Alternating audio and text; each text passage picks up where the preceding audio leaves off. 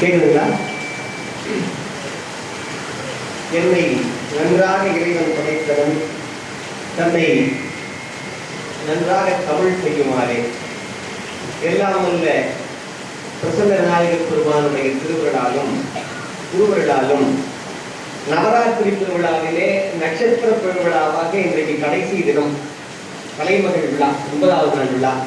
அந்த விழாவிலே எங்களுக்கெல்லாம் ஒரு ஆதர்சமாக ஆலமரமாக 1000 நகைச்சுவைகளை சொல்லி ஒரு நல்ல கருத்தை விதைக்கக்கூடிய மாபெரும் நகைச்சுவை சக்கரவர்த்தி ஐயா புலவர் சண்முகவேலையா அவர்களுடைய திருவடிகளுக்கும் எங்களை எல்லாம் இனம் கண்டு அழைத்து செல்லக்கூடிய எங்களுடைய பெற்றெடுத்த தாய் என்று சொல்வதை விட கற்றுக் கொடுக்கிற தாய் எங்க அம்மா சாந்தாமணி அம்மா அவர்களுக்கும் இந்த கார்த்திகை விழா மன்றத்தை சார்ந்த அத்தனை பெருமக்களுக்கும் மேடையில் முன்பிருக்கக்கூடிய அத்தனை பெரியவர்களுக்கும் நண்பர்களுக்கும் உறவினர்களுக்கும் என்னுடைய பணிவான வணக்கத்தை தெரிவித்துக் கொள்கின்றேன்.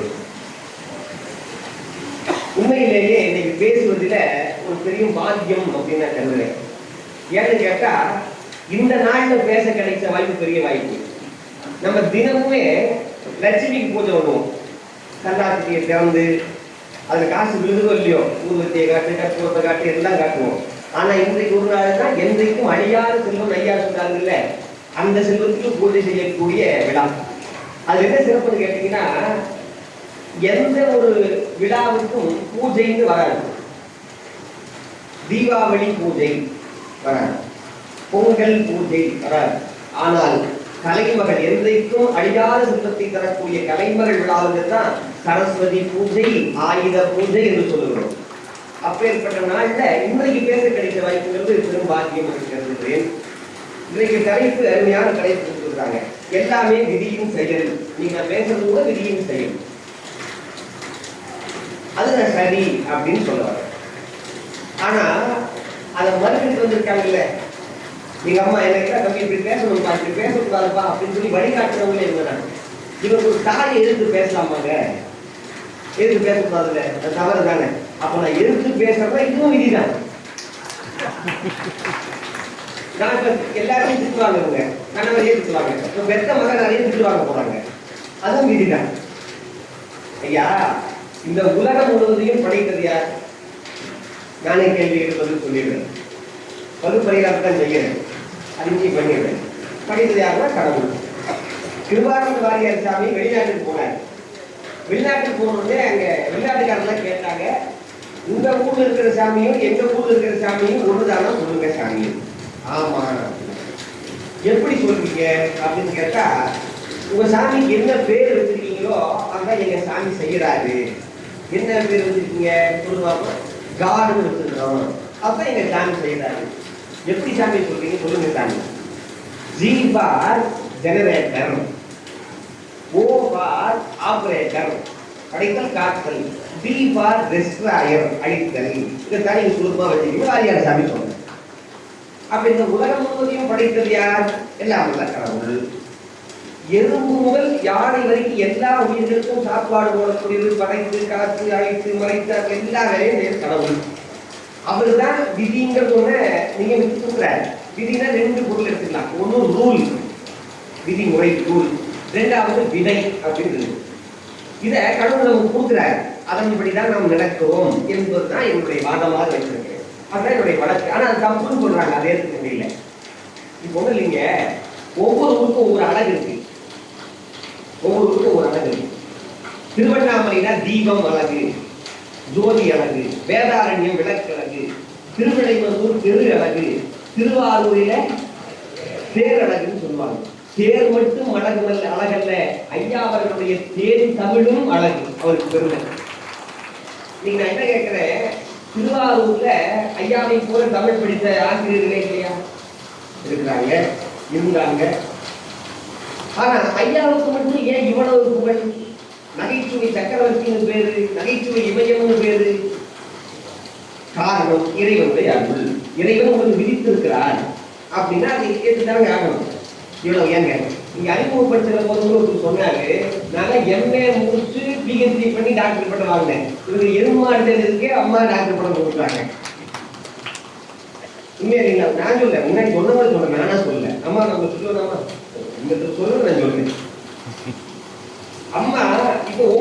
ஒரு பட்டம் இருக்குங்க. நகைச்சுவை ஐயா, சொல்வேந்தர் அப்படின்னா சுகீசன் ஐயா. ஒவ்வொன்றுக்கும் ஒவ்வொரு சிறப்பு இருக்கு. கொங்கு தமிழ் செல்வி அப்படின்னா யாருங்க? சாந்தாமணி அம்மா. சாந்தாமணி போன்ற பொருளுடைய சாந்தாமணி அம்மா அப்படின்னு சொல்றாங்க. நம்ம தான் கொங்கு தமிழ் பேசலையா? வர்றவங்க எல்லாம் வாட வாட இருக்கிறாங்க, வாங்க போகணும் மரியாதை பேசுறவங்க. ஆனா இவங்களுக்கு மட்டும் ஏன் கொங்கு தமிழ் செல்வின்னு சொல்றாங்க? வைத்தியத்துல சொல்லுமா, வாழ்த்துத்தான் சொல்றோமா? கொங்கு தமிழ் செல்வின்னு ஏன் சொல்றாங்க? அது இறைவன் கொடுத்த அருள், அது விதி, அவருக்கு எடுத்திருக்காங்க. இவ்வளவு ஏங்க பொள்ளாச்சிக்கு பக்கம் மேற்கு ஒரு ஊர், இன்னைக்கு ஊர் டவர் இல்லாத ஊர், டவர் கிடைக்காது. அந்த ஊருக்கு பையன் பிறந்து பேச்சுக்குடியில் வாழணும் அப்படின்னு வாழ்ந்தாங்க. பொள்ளாச்சி காலேஜில் படிச்சு பக்கம் பேச்சுக்குடி போயிட்டு இருந்தா, இந்த கோயம்புத்தூர் பக்கத்துல கிருஷ்ணா காலேஜ்னு ஒரு காலேஜ் பாருங்களா, கிருஷ்ணா காலேஜ். அங்க ஆண்டுதோறும் பேச்சு போட்டிகள் நடக்கும். அங்க போய் அந்த பையன் பேசி தோத்து விதி. உடனே எல்லாருமே ஜெயிக்க முடியாது. பல தோல்விங்கிறது தள்ளி போட்டுக்கிற வெற்றி, தோல்விங்கிறது புகழ்ந்து விடுவதல்ல, தள்ளி போட்டுக்கிற வெற்றி, அவ்வளவுதான். தோத்து ஒரு முறை முதல் பரிசு வாங்குறாங்க. முதல் பரிசு வாங்கின உடனே ஒரு பெரியவர் நடுவராக வந்தவர் பரிசு கொடுக்குறாரு. பரிசு கொடுத்த உடனே அந்த பையனை ஏற்புரை சொல்ல சொல்றாரு. அந்த பையன் ஏற்புரை சொல்லும் போது சொன்னா, நான் பேச்சுல பெரிய வரணும் இருப்போம், எனக்கு குருநாதராக நினைக்கிறது திருமுருகன் கிருபானந்த வாரியார் சாமி. அவரை நேரில் பார்க்க முடியல, ஏன்னா சாமி காலமாயிட்டாங்க. அவருக்கு அடுத்த இடத்துல இருக்கக்கூடியவர் சொல்வேந்தர் ஐயா, சொல்வேந்தர் சுகீஸ்வரன் ஐயா. அவர் தலைமையிலே எனக்கு பேசுறதுக்கு முன்னாடி பேசுறதுக்கு வாய்ப்பு கிடைக்கல. ஆனா ஐயா, நீங்க நடுவில் வந்திருக்கீங்க, நீங்க சுகீஸ்வரன் ஐயாவுடைய நண்பர், உங்க முன்னாடி வாய்ப்பு கிடைச்சிருக்குன்னா இறைவன் செய்த புண்ணியம் அப்படின்னு அந்த பையன் சொன்னான். அதுக்கு அந்த பெரியவர் என்ன சொன்னாரு, கவலைப்படாதீங்க தம்பி, விரைவில் சொல்வேந்தர் தலைமையில பேசுறீங்க அப்படின்னு ஆண்டவரே அவர் நாட்கள் சொன்னாருன்னு தெரியல. அந்த பையன் தான் இன்னும் முன்னாடி பேசிட்டு இருக்கேன். அந்த ஆசீர்வாதம் பண்ண பெரியவர் ஐயா அவர்கள். ஐயாவுக்கு ஞாபகம் இருக்கான்னு தெரியாது.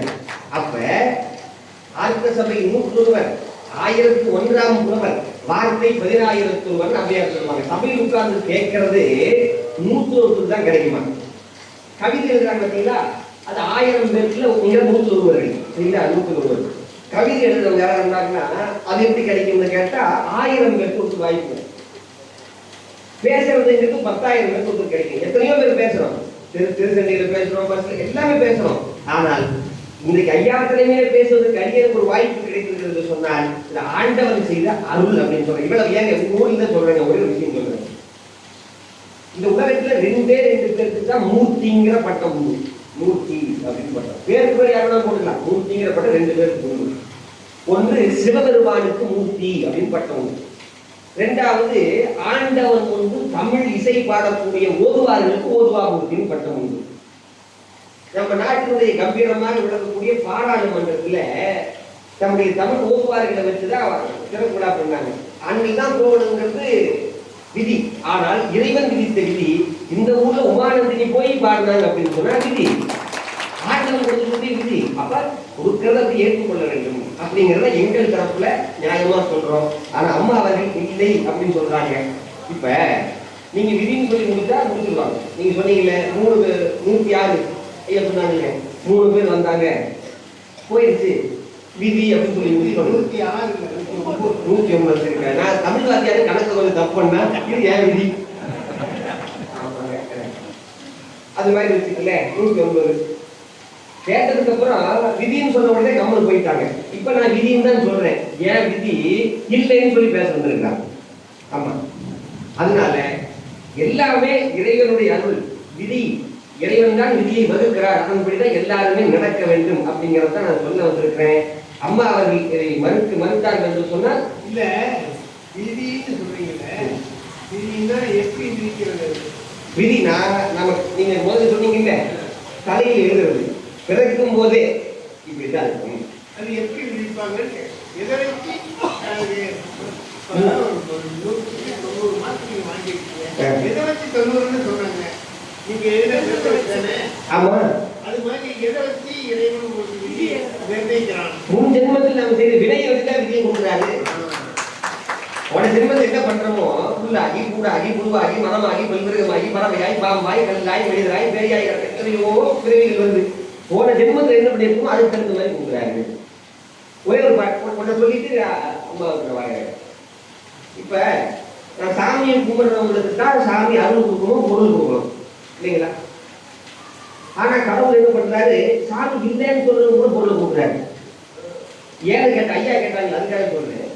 ஒரு பாட்டுல அவருக்கு அபிராமி மட்டும் நடக்கும் சொல்றாரு, ஒரே ஒரு பாட்டு. அம்பாவை கூப்பிட்டா என்ன கிடைக்குமோ ஒரு லிஸ்ட் போடுறாரு. வையம், சுரகம், மதகரி, மாமகுடம், பெய்யும் கனகம், பெருவிளையாரம், பிறை முடித்த ஐயன் திருமணையால் அடித்தாமலிக்கு அங்கு முன்பு செய்யும் தம்முடையாருக்கு உளவாகிய சின்னங்களே. இந்த சாமி நாங்க சாமி போடுறோம், எங்களுக்கு எதுவும் கொடுக்க மாட்டேங்கிறீங்களே, சாமியே இல்லைன்னு சொல்றாங்களே, அவங்க பென்ஸ் கார்ல போறாங்க, ஆடி கார்ல உட்காந்து ஆடாமையே போறாங்களே, இப்படி கூப்பிடுறீங்களேன்னு கேட்டா அதுக்கு அபிராமன் சொன்னாரு, அன்பு முன்பு செய்யும், அவன் போன தினத்திலே பண்ணிட்டாங்க, அதை இப்படி விதியை கொடுத்து அதை இப்படி நடக்கிறாண்டா அப்படின்னு சொன்னாங்க. யாரு? அபிராமன். அந்த வகையில விதி என்பது ஆண்டவன் கொடுத்து வைத்தார், அவன் இப்படிதான் நம்ம நினைந்தாக்கணும். யார் நினைத்தாலும் இதை மாற்ற முடியாது. இதை குற்றம் என்று அம்மா சொல்வது குற்றம் குற்றமே என்று நம்ம சொல்லுவோம்.